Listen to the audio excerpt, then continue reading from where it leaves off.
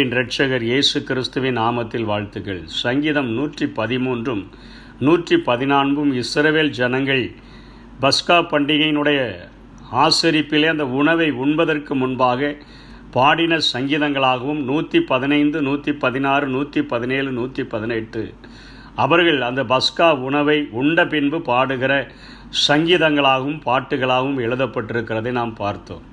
சங்கீதம் 113 உன்னதமான ஒரு ஆண்டவர், வானங்களுக்கு மேலாக உன்னதங்களில் வீற்றிருக்கிற ஒரு ஆண்டவர், வானத்திலும் பூமியும் உள்ளவைகளை பார்க்கும்படி தம்மை தாழ்த்தி பார்க்கும் பொழுது புழுதியில் கிடந்த எங்களை, குப்பையில் கிடந்த எங்களை, சிறியவர்களாய் இருந்த எங்களை, எளியவர்களாய் இருந்த எங்களை அவர் தூக்கிவிட்டு எங்களை உயர்த்தினார் என்று சொல்லி அவருடைய அன்பை அத்தனை ஆழமாய் உணர்ந்தவர்களாக அவர்கள் பாடுகிறதை நாம் பார்த்தோம். உன்னதத்தில் வாசம் பண்ணுகிற ஒரு ஆண்டவர், இன்றைக்கும் உன்னதத்தில் வாசம் பண்ணுகிற ஆண்டவர் நம்மை கண்டபடியினாலே, நம்மை அவர் பார்த்தபடியினாலே நம்மையும் ஆண்டவர் புழுதியிலிருந்து தூக்கிவிட்டு குப்பையிலிருந்து உயர்த்துகிற ஒரு அன்பு நிறைந்தவர் என்பதை நாம் கடந்த நாளிலே பார்த்தோம். இந்த நாளிலே இந்த ஜனங்கள் இன்னொரு ஆண்டவருடைய காரியத்தை, அன்பை சொல்லுகிறதை பார்க்கிறோம்.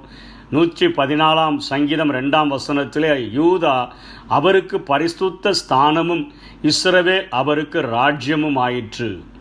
அவர் சிறியவனை புழுதியிலிருந்து தூக்கி விட்டு எளியவனை குப்பையிலிருந்து உயர்த்திவிட்டு அப்படியே கடந்து செல்லுகிற ஒரு ஆண்டவர் அல்ல, வானத்தையும் பூமியையும் உண்டாக்கின ஒரு ஆண்டவர் யூதாவை பரிசுத்த ஸ்தானமாகவும் இஸ்ரவேலை அவருடைய ராஜ்யமாகவும் அவருடைய சொந்த ஜனங்களாகவும் ஒரு உறவை ஏற்படுத்திவிட்டார் என்கிறதை உணர்ந்தவர்களாக, நன்றி உணர்ந்த ஒரு உள்ளத்தோடு கூட, நன்றியுடைய ஒரு உள்ளத்தோடு கூட இந்த பகுதியை, சங்கீதத்தை அவர்கள் பாடுகிறதை நாம் பார்க்கிறோம்.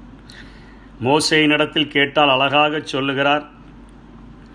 மோசே யாத்ராகமம் 6 அதிகாரம் 7 வசனத்திலே, உங்களை எனக்கு ஜனங்களாக சேர்த்து கொண்டு உங்களுக்கு தேவனாயிருப்பேன், எகிப்தியர் சுமத்தின சுமைகளை நீக்கி நான் உங்களை விடுவிப்பேன் என்று ஆண்டவர் சொல்லுகிறதாகவும், யாத்ராகமம் 19:6 நீங்கள் எனக்கு ஆசாரிய ராஜ்யமும் பரிசுத்த ஜாதியுமாய் இருப்பீர்கள் என்று சொல்லி ஆண்டவர் அவர்களை விடுவித்தவர் மாத்திரமல்ல, அவர்களை கண்ணோக்கி பார்த்தவர் மாத்திரமல்ல, அவர்களை தன்னோடு கூட ஒரு உறவிலே கொண்டு வருகிறதை பார்க்கிறோம். நான் உங்கள் தேவனாயிருப்பேன், நீங்கள் என்னுடைய ஜனமாயிருப்பீர்கள்.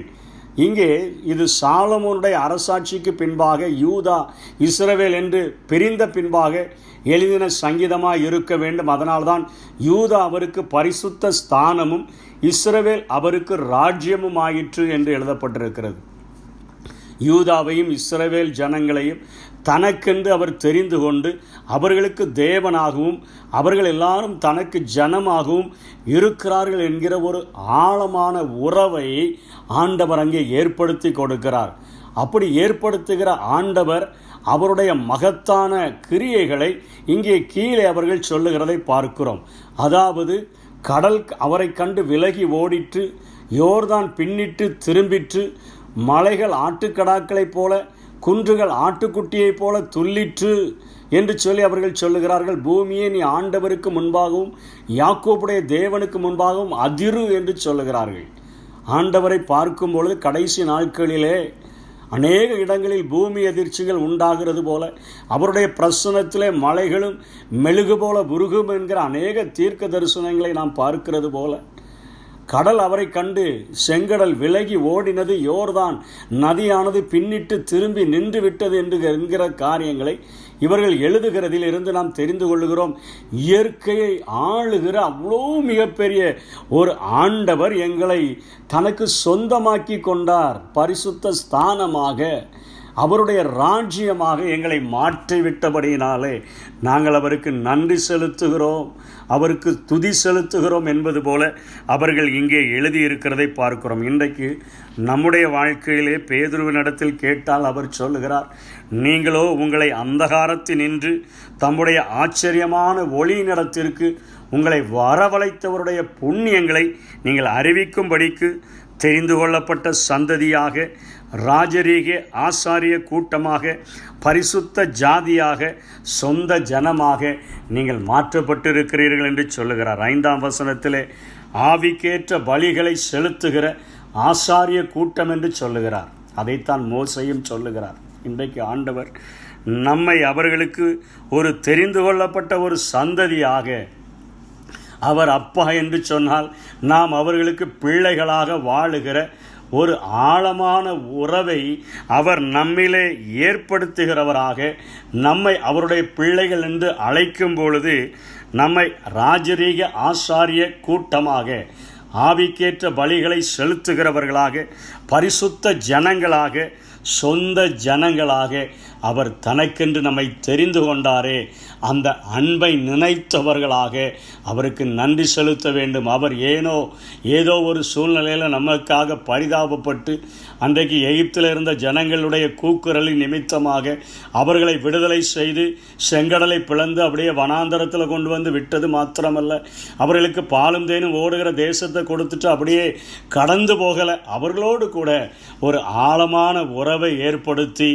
ஆசரிப்பு கூடாரத்திலும் பின்பு சாலமோனின் நாட்களுக்கு பின்பாக ஆலயத்திலும் அவர் வாசம் பண்ணி அந்த ஜனங்களோடு கூட வாசம் பண்ணி அநேக நியாயப்பிரமாணங்களை அவர்களுக்கு எழுதி கொடுத்து அவர்களை பரிசுத்த ஜாதியாக வழிநடத்தினது போல இந்த நாட்களிலும் ஆண்டவர் விலையேற பெற்ற பொக்கிஷமாகிய பரிசுத்த ஆவியானவரை நமக்குள்ளாக தந்து அப்பா பிதாவே என்று கூப்பிட பண்ணுகிற புத்திர சுவிகாரத்தின் ஆவியை தந்து அப்பா மகன் மகள் என்கிற ஒரு உறவை ஏற்படுத்தின அந்த ஆண்டவரை நம்மை அந்தகாரத்தினின்று விடுதலையாக்கி ஆச்சரியமான ஒளி நடத்திற்கு வரவழைத்தவரை நாம் துதிக்கும்படியாக ஆராதிக்கும்படியாக கடமைப்பட்டிருக்கிறோம் என்கிறதை ஆவியானவர் இந்த சங்கீதங்களின் மூலமாய் நமக்கு சொல்லிக் கொடுக்கிறார். கடைசியாக 8ஆம் வசனத்தில் அவர் சொல்கிறார், அவர் கண்மலையை தண்ணீர் தடாகமாகவும் கற்பாறையை நீரூற்றுகளாகவும் மாற்றுகிறார்.